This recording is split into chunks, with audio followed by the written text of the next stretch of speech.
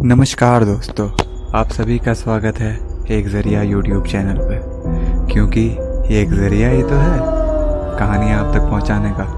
अगर आपको मेरी वीडियोस अच्छी लगती हैं तो चैनल को सब्सक्राइब करिए और साथ में बेल आइकन को भी प्रेस करिए ताकि मेरी वीडियोस आपको सबसे पहले मिल सके। ये वो रात थी जिसने विजय की जिंदगी तहस नहस करके रख दी। ये वो रात थी जो विजय कभी पूरी अपनी जिंदगी में भी भूल नहीं सकता था, और वो चाहकर भी ऐसा कुछ नहीं कर सकता था जिससे जो कुछ भी उस रात हुआ वो बदला जा सके। उस रात विजय अपने ऑफिस से भी लेट निकला था। हालांकि वो अपने घर 10 साढ़े 10 बजे तक पहुंच जाया करता था, लेकिन उस भयानक रात विजय 10:30 बजे अपने ऑफिस से ही निकला। विजय हर रोज ऑफिस के बाद एक बस पकड़ के हाईवे के बस स्टॉप पे उतरता था और वहां से एक रिक्शा करके 1.5 किलोमीटर हाईवे से नीचे उतर के अपने घर पहुंचता था।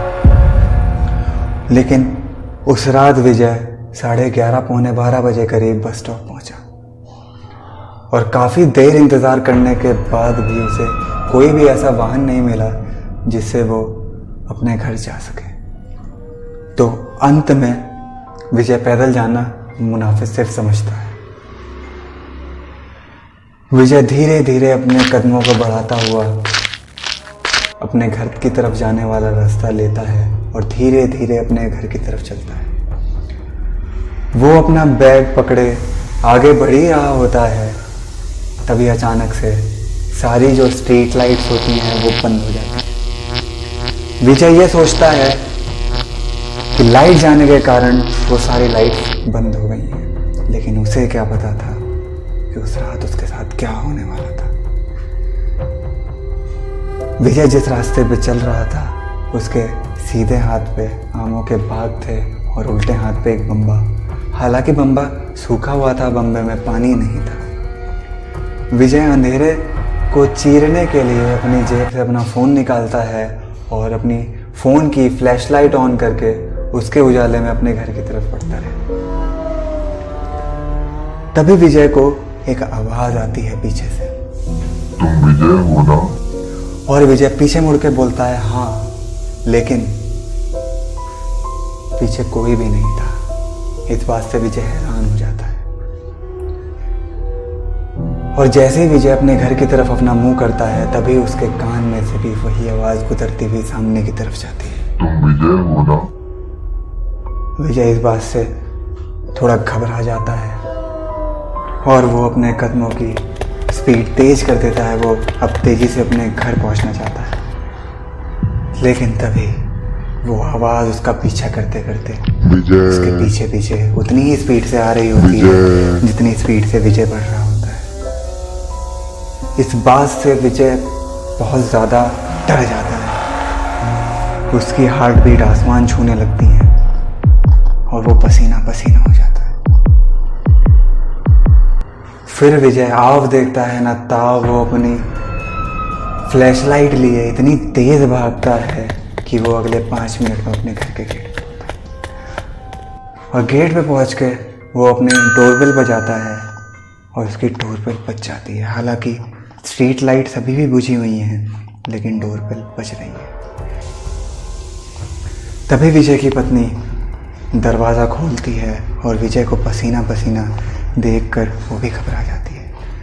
विजय तुरंत अंदर जाता है और दरवाज़ा बंद कर देता है। जैसे ही विजय दरवाज़ा बंद करता है पीछे की सारी स्ट्रीट लाइट्स चल जाती हैं और विजय अपनी पत्नी से पूछता है कि क्या अभी पावर फेलियर हुआ था। उस पर विजय की पत्नी जवाब देती है नहीं, कुछ भी ऐसा नहीं हुआ था। क्यों? विजय बोलता है कुछ नहीं। विजय की पत्नी विजय से पूछती है कि आप इतने घबराए हुए क्यों हैं, आप इतने पसीने पसीने क्यों हुए और आज आप लेट कैसे हो? विजय बोलता है मैं बहुत थक गया हूँ और मुझे सोना है, और ये बोलकर वो अपने रूम में चला जाता है बिना किसी को कुछ भी बताए। विजय उस पूरी रात सो नहीं पाया क्योंकि विजय को ऐसा महसूस होता रहा कि वो आवाज़ उसके चारों तरफ घूम घूम के उसका नाम ले रही है। तभी थोड़ी देर बाद विजय को हल्की नींद आने लगती है और विजय जैसे ही सोने वाला होता है तभी विजय को किसी की हंसने की आवाज़ और विजय इस बात से चौंक के उठ जाता है और वो अपनी पत्नी को देखता है तो उसकी पत्नी सो रही होती है।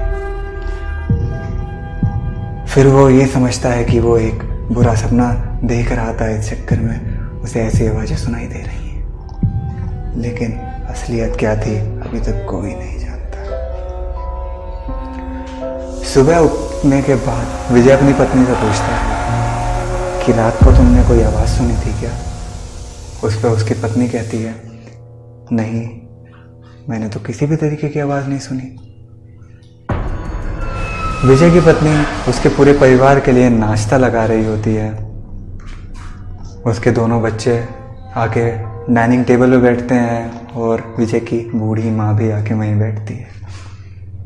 विजय की पत्नी सबके लिए नाश्ता लगाती है तो इतने में विजय की माँ विजय से पूछती है कि बेटा कल रात लेट कैसे हो गए थे? तो इस पर विजय बताता है कि उसमें ऑफिस में काम बहुत ज़्यादा हो गया था, इस चक्कर में वो लेट हो गया।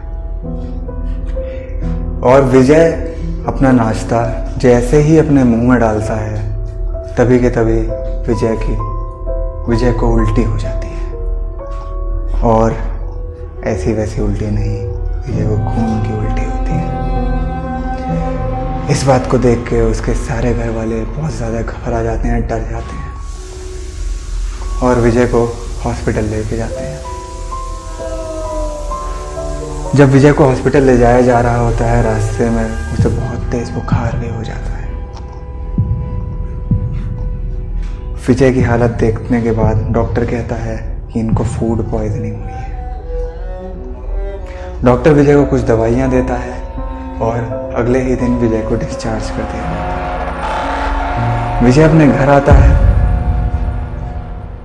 विजय अपने रूम में लेटा हुआ होता है, लेकिन उसकी तबीयत में अभी भी किसी भी तरीके का सुधार नहीं आया।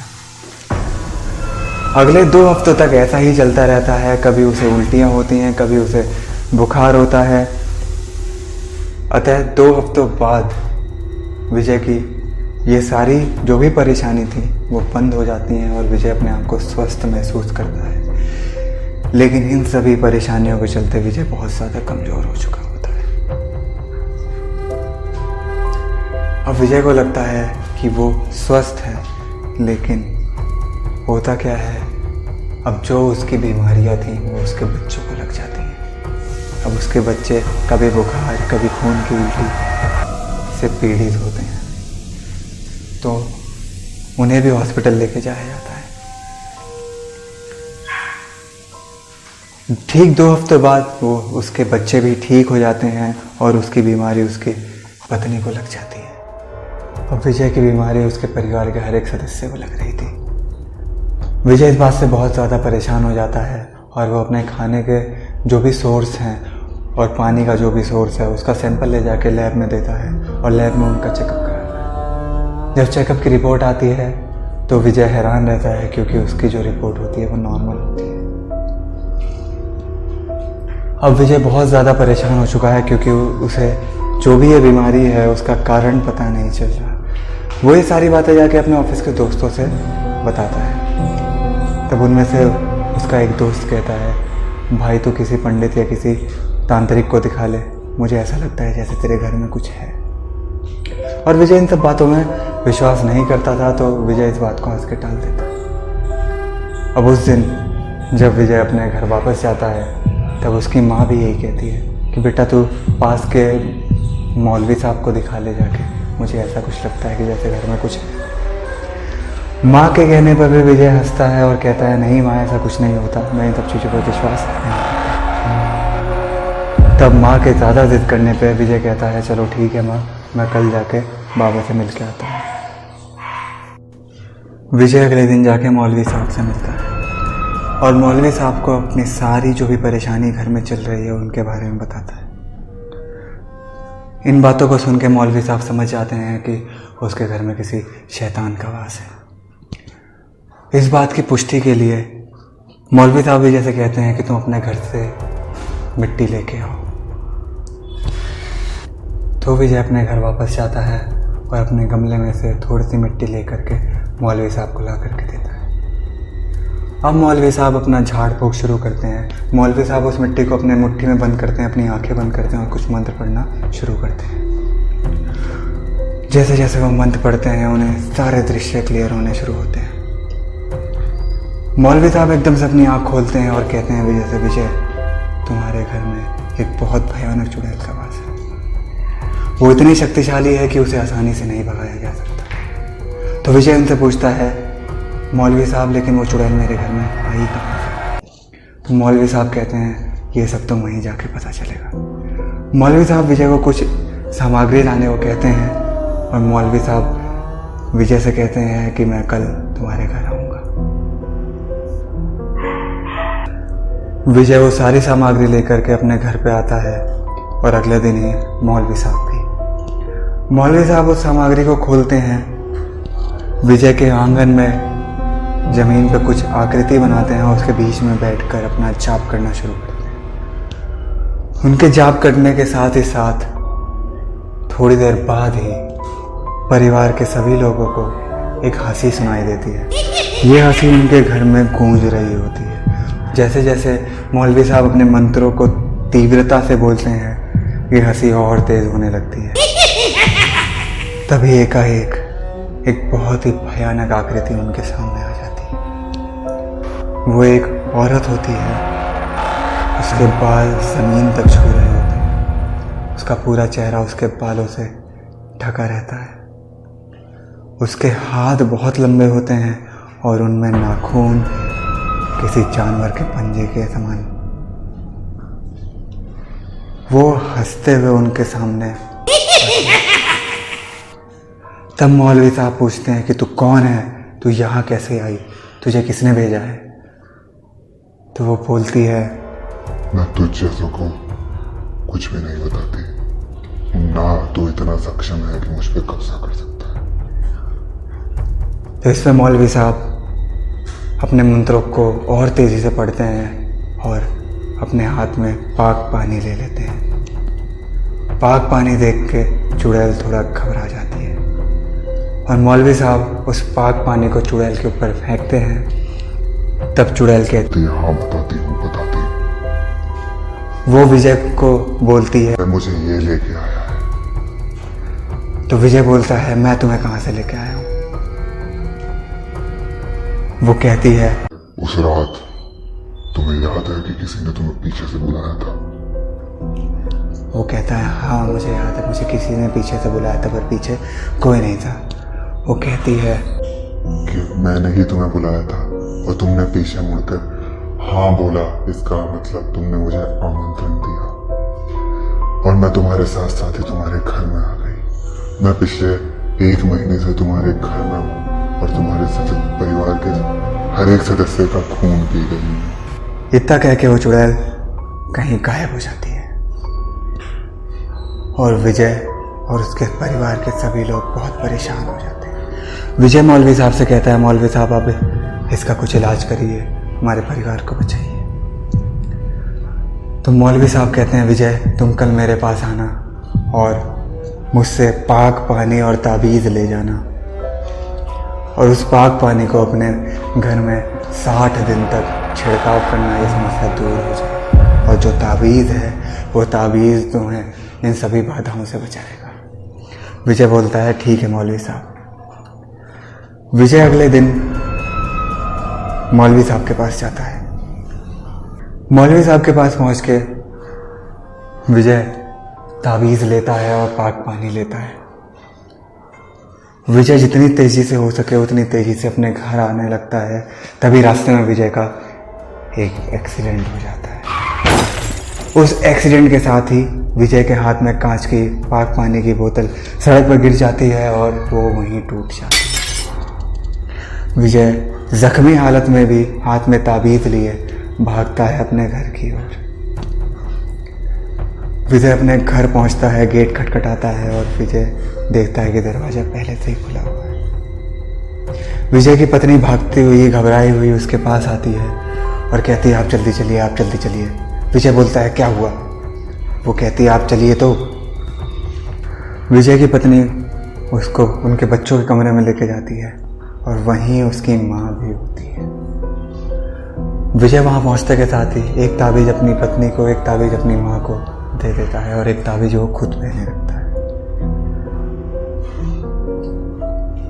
तभी विजय जैसे ही वो ताबीज़ अपने बच्चों को देता है, उसके बच्चे उस ताबीज़ को लेते नहीं हैं और खड़े हो जाते हैं दूसरी जगह सामने खिड़की पे और एक भयंकर आवाज में बोलते हैं, तू मुझे इस घर से बाहर निकालेगा? तू इन ताबीजों की मदद से अपने आप को बचा सकता है, लेकिन अपने बच्चों को नहीं। मैं इस घर में आई हूं तो बलि लेके ही जाऊंगा। और इतना बोलते के साथ ही चुड़ैल उन बच्चों को खिड़की से नीचे कूदा देती है और नीचे कूदते के साथ ही दोनों बच्चे वहीं मर जाते हैं। और विजय उन दोनों की आत्माओं को उनके शरीर से बाहर निकलता हुआ देखता है और चुड़ैल उनके बच्चों की आत्माओं को अपने साथ उसी आम के बाग की तरफ ले जाती है और बोलती है, मैं फिर आऊंगी। विजय का एक हंसता खेलता परिवार उसकी एक छोटी सी गलती से ही तहस नहस हो गया। विजय और उसकी पत्नी इतने भावुक हो चुके थे कि मानो उनका पूरा संसार ही लुट गया। विजय थोड़ी हिम्मत जुटाता है और सीधा भाग के मौलवी साहब के पास जाता है। मौलवी साहब को सारी कहानी सुनाता है तो मौलवी साहब उसे फिर से पाक पानी देते हैं। विजय उस पाक पानी का छिड़काव अपने घर में करता है, लेकिन उसी रात वो चुड़ैल उसे उसके कमरे में फिर से दिखाई देती है। वो कहती है, मैं इतनी शक्तिशाली हूं कि तुम मेरा कुछ भी नहीं बिगाड़ सकते। इस बात से परेशान होकर के विजय अगले दिन फिर मौलवी साहब के पास जाता है। तभी इतने में उसकी पत्नी का फ़ोन आता है कि आप जल्दी से घर पे आ जाओ, मम्मी की तबीयत बहुत ज़्यादा ख़राब हो रही है, वो खून की उल्टियाँ कर रही हैं। विजय समझ जाता है कि उस चुड़ैल का अगला शिकार विजय की माँ है। तो विजय मौलवी साहब को अपने साथ ही ले जाता है। मौलवी साहब वहाँ पे जाके मंत्र पढ़ना शुरू करते हैं तो चुड़ैल हवा में उड़ती हुई हंसती हुई आती है और कहती है, तुम मेरा कुछ नहीं बिगाड़ सकते। और ये बोल के वहाँ से गायब हो जाती है। मौलवी साहब विजय को कहते हैं कि विजय, मैंने तुम्हें जो ताबीज़ दिए थे वो कहाँ हैं? विजय बोलता है, वो ताबीज़ मैंने सबको दे रखे हैं। तो मौलवी साहब कहते हैं कि तुम्हारी माँ के गले में ताबीज़ क्यों नहीं है फिर? विजय और उसकी पत्नी दोनों मिलकर उसकी माँ का ताबीज़ ढूंढते हैं और वो उसे बेड के नीचे मिलता है। उस ताबीज़ को निकाल के वो उसकी माँ के गले में डाल देते हैं और मौलवी साहब से पूछते हैं कि मौलवी साहब अब इसका हल बताइए, ऐसे तो ये मेरे परिवार के हर एक सदस्य को मार देगी। मौलवी साहब कहते हैं, आज रात मैं यही रुकूंगा और यहाँ क्रिया करके इस चुड़ैल को भगाने की कोशिश करूँगा। मौलवी साहब आंगन में बैठ के फिर से आकृति बनाते हैं और उस आकृति में बैठ के मंत्रों का उच्चारण करते हैं। रात के टाइम तकरीबन 12 बजे वो चुड़ैल मौलवी साहब के सामने आती है और मौलवी साहब का दिल उनके शरीर से अलग करके वहीं फेंक देती है। इस घटना को देख के विजय, उसकी माँ और उसकी पत्नी बहुत ज़्यादा घबरा जाते हैं और वो चुड़ैल से बचने के लिए घर के बाहर भागते हैं। और रात का टाइम था, चुड़ैल बहुत ज़्यादा ताकतवर थी। वो तीनों मौलवी साहब का ताबीज़ पहने हुए सीधा हाईवे की तरफ भागते हैं। जब वो हाईवे की तरफ भाग रहे होते हैं तो बीच में उन तीनों को दोनों बच्चे और मौलवी साहब की आत्मा मिलती है। वो कहती है कि तुम भी नहीं बचोगे, तुम्हें भी हमारे साथ शामिल होना पड़ेगा। हालांकि वो तीनों इस चंगुल से बच के हाईवे पे भागते हैं और वहाँ से भागते भागते भागते भागते एक बस स्टॉप पे पहुँचते हैं और उस बस स्टॉप पे जो भी बस उन्हें मिलती है उसे पकड़ के वो शहर से दूर चले जाते हैं। वहाँ के आसपास के लोगों का आज भी कहना है कि उस घर में से बच्चों की खेलने की आवाज़ें आती हैं, किसी औरत के हंसने की आवाज़ आती है। क्या आपको भी कभी किसी ने रात को पीछे से बुलाया है?